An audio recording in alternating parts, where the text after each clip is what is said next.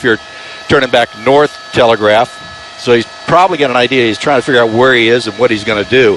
So with suspects like this, they're just going to keep driving until they figure out a path to get away, or they just keep going. But if he keeps this up too much, all right, here comes a U-turn, making a U-turn here on Telegraph. So as kind of the body language here and the driving habits, he doesn't look like he knows where he is or what he's going to do. But he certainly knows that helicopter is over the top of him. And then the four of us above the sheriff's helicopter, which is normally how we operate. We're in constant contact with the sheriff's air unit overhead, giving him plenty of room to do his job, and at the same time bringing you these images of this pursuit. So continuing here eastbound on Telegraph, and this will continue up, cross over the San Gabriel River, and to the 605 freeway. So that's the next freeway he'll come to. And once he gets over the freeway here, he'll start getting into the Santa Fe Springs area and then working his way out to the east. So right now he's just real slow here, probably trying to figure out what his options are going to be. And like I said, not a police car in sight, so he's probably trying to figure out himself what's going on here. He's going to go the wrong side of the road right here in the center divider, kind of holding here in the center divider. Let's see what he's going to do. A little left turn here.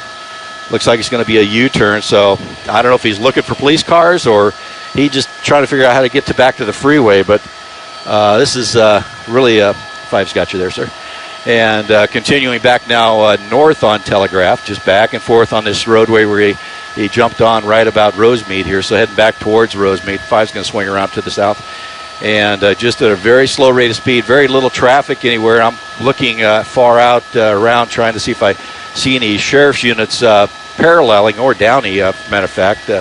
Other side of the freeway is Downey, so we're going to see what happens here. But no units are in the area. And that's pretty much once the watch commander gives the 1022 or cancel the pursuit, the ground guys will stay completely out of it and not get anywhere near it because of their policy. Once they're cleared, they're not supposed to engage in any way, not even track, not even parallel, or get out in front of him. But right now he's all by himself in this on Telegraph, making the northbound turn here. Northbound here into a res track, and we'll see where he goes from here. Looks like he's just slowly working his way, probably just looking for a place to run. So now back to the north, continuing on here and seeing which way he's going to go. And I'm just going to hold back over here and just watch him because it's very low speed now. He's just kind of moseying along. And as I said earlier, no one else around him knows that he's actually fleeing from the police, making a stop here. So very good that he's gotten into the mode that the sheriff's department wanted him to get into, where he just slows down and drives normally and follows the traffic rules. So that stops the endangerment of the motoring public around him. And that's exactly why they do this surveillance move, where they just kind of sit back. Now here he goes. Okay, he just turned. Let me try to find him here. In fact, he went right by a sheriff's unit. Now he's turned into a Northgate Market parking lot here.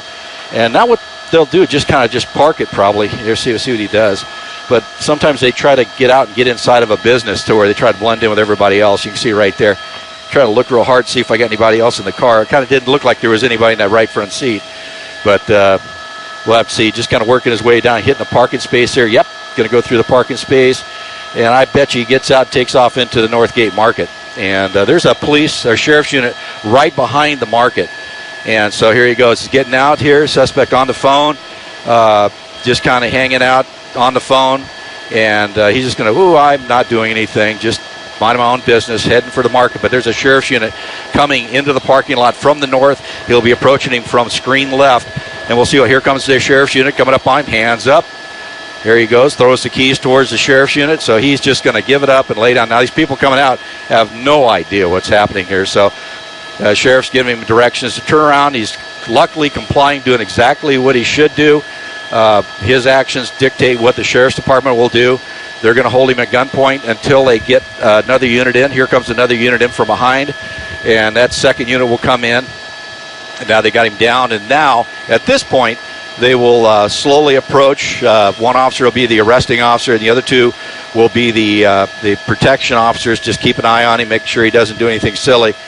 And then, so once they form up the team, decide who's going to go up, who's going to stay behind cover, then they'll work their way through. You see that sheriff's area doing a great job keeping an eye on this guy through the whole pursuit. So They're kind of taking their time. At this point, the time is on their side. He's away from the car.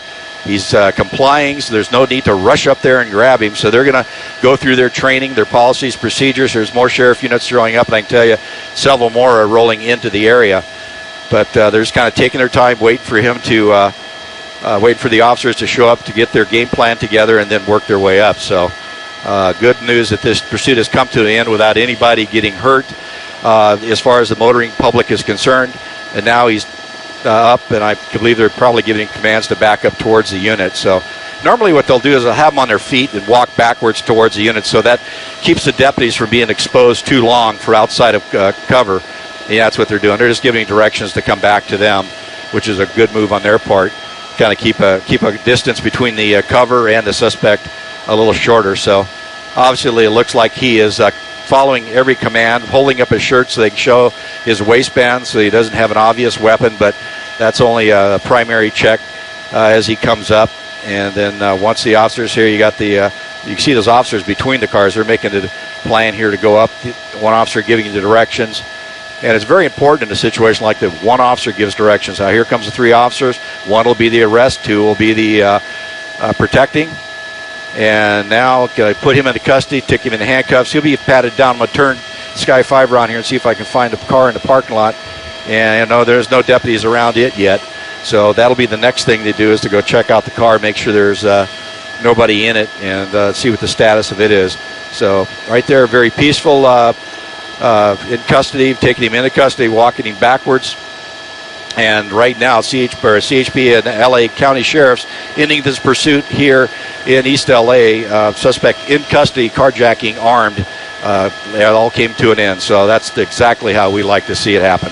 So, Glenn, let me send it back down to you.